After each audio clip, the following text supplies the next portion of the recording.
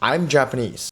A couple years ago, a friend asked me, Sasuke, how do I improve my Japanese? And I said, just watch anime. I know it's really bad advice, but honestly, as a native Japanese speaker, born and raised in Japan, I have no idea how to explain my own languages. But today, I have taught Japanese to over 100 students, and through that experience, I finally figured out not just how to learn Japanese, but how to learn it efficiently. Hi, my name is Sasuke. I'm a native Japanese speaker and Japanese teacher. I'm born and raised in Japan.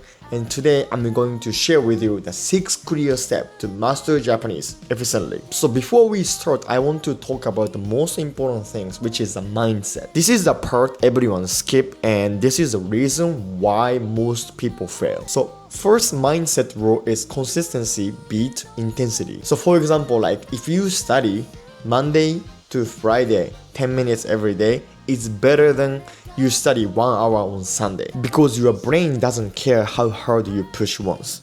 It cares how often you show up. And second rule is plateau is normal. So first of all, you have to understand learning Japanese is a long journey, and at some point you will hit a wall. You feel like nothing is improving. You feel like nothing is growing. And it's called plateau. Plateau is like nothing feel like it's improving. Even you show up and study every day, you feel like nothing is improving. That's not the failure. It's still growing. You keep going, but it's just little by little. Don't compare your progress to anyone else. And the last mindset rule is set the realistic goal. Many Japanese beginners set a goal like, I'm gonna be fluent next year. And to be honest, it's pretty much impossible. Instead of setting unrealistic goal, I want you to set a realistic goal. So for example, like I will be able to hold the basic conversation with Japanese next year. Or like I want to pass the JLPT N5 by December. It could be anything, but one clear,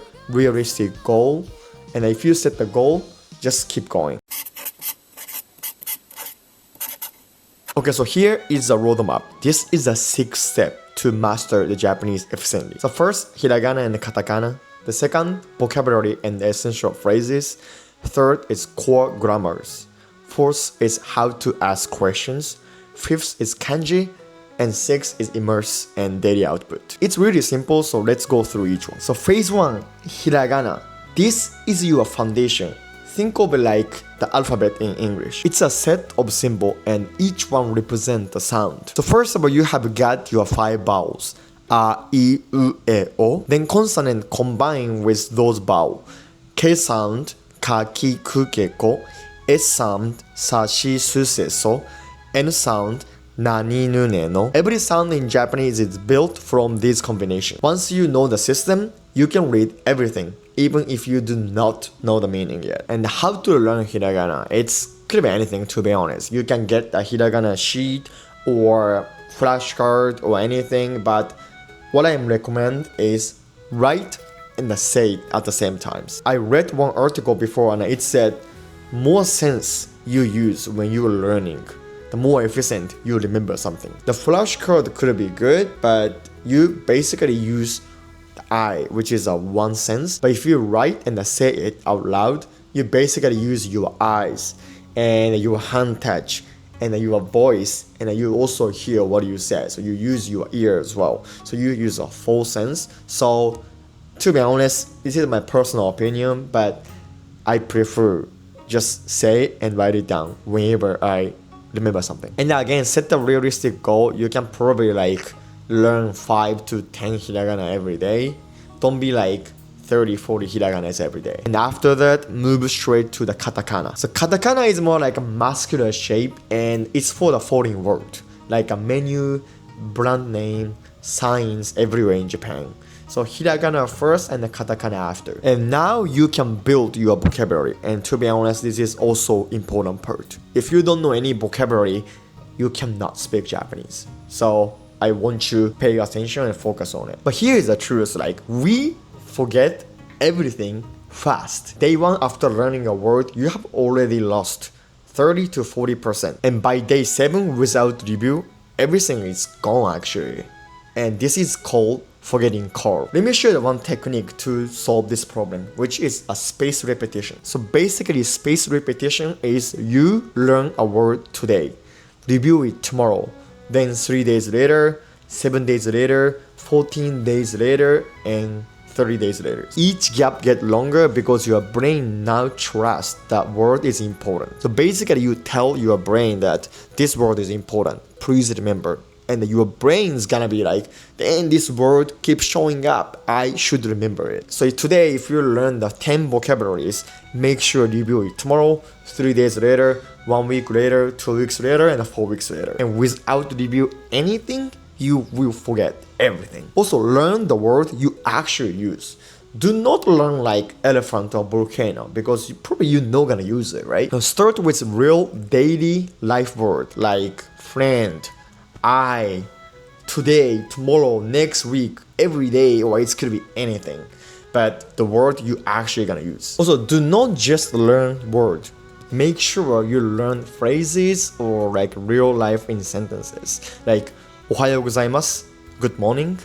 こんにちは Hello. ごめんなさい is I'm sorry. どこですか is where is it. いくらですか is how much is it. And トイレはどこですか Where is the toilet? You're gonna use it for sure in Japan. Alright, so let's talk about the grammar. Japanese grammar looks scary, but actually it's not. Once you know the frame, once you understand the basic sentence structure, this is actually easy. So Japanese basic sentence structure is subject, object, and verb. Then make sure of verbs at the end. So for example, like 私は寿司を食べます It means I eat sushi. 私 I subject. Sushi is sushi is object. 食べます is to eat, which is a verb. And once you understand the basic sentence structure, you can just add the information like a puzzle. So for example, like if you want to add today I eat sushi, you can say 今日私は寿司を食べます Again, 今日 is time.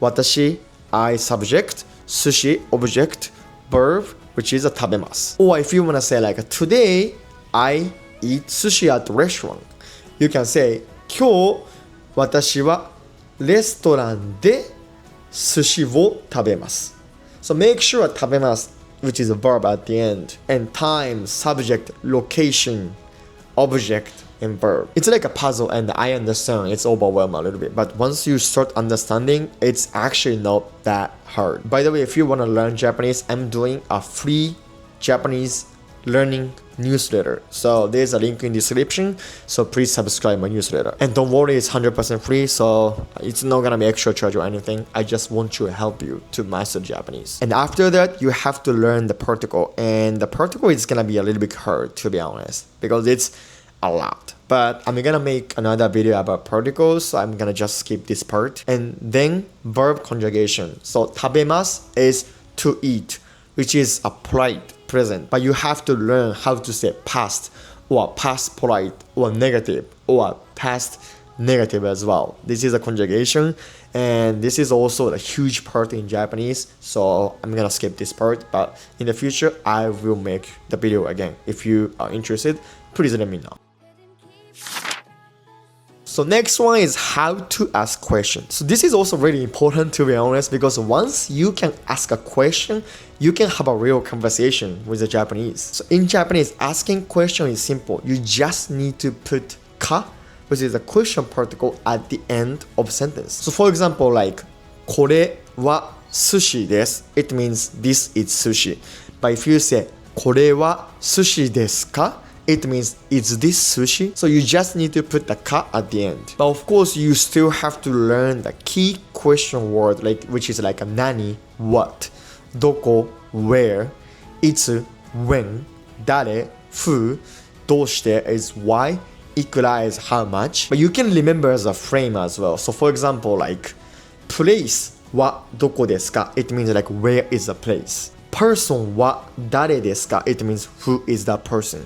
Or event はいつですか It means when is the event. So don't feel overwhelmed. Just little by little learn vocabulary and understand the frame structure. There you go. kanji. And this is most annoying part, to be honest. To be honest, your goal is just communication. You don't need to learn kanji that much. But if you go to Japan, you will see kanji everywhere, like literally everywhere. There is no like an easy step, just starting with a basic kanji first, and little by little, again, set a realistic goal. Maybe you can do like 15-20 kanji per week, and make sure you write it down and say it loud, the meaning, and write down many times. You can use a kanji sheet or something. And when I was a kid, I literally wrote down 100 kanji every day, and it's helped me a lot. So as my personal opinion, please write it down when you learn something. Not only kanji, anything, but I want you to write it down and say it loud at the same time. I said there is no easy way of learning kanji, but I can tell you one technique, which is understanding radical. The radical is basically the building block inside the kanji. Once you understand the radical, you can guess the meaning of kanji and learn kanji so much faster. I made a video about the radical, and there is a link in the description, so please check it out. Okay, so finally, this is the last step, which is immerse yourself. And to be honest, you do not need to wait to start immersion. And to be honest, you don't have to wait to start immersion. You can start from the day one. So immersion is basically like put yourself in the environment that you hear Japanese, you see Japanese, or you learn Japanese. So for example, like set your phone languages to Japanese, or like watch anime or shows with Japanese subtitles, or listen to Japanese music or podcast, or it's could be anything, to be honest. And this is the point, you don't have to understand everything. Exposure matters a lot. The earlier you start immersing yourself, the faster you master Japanese. Anyway, that is the 6th step that mastered Japanese, which is hiragana, vocabulary, grammar, question, kanji, and immersion. And again, learning Japanese is a long journey, so do not expect you're gonna be fluent next year. I just want you to enjoy learning Japanese and Japanese culture and everything. In my YouTube channel, I talk about Japanese languages, Japanese culture, or anything about Japan. So if you are interested, please subscribe, and yeah, please subscribe. ありがとうございました。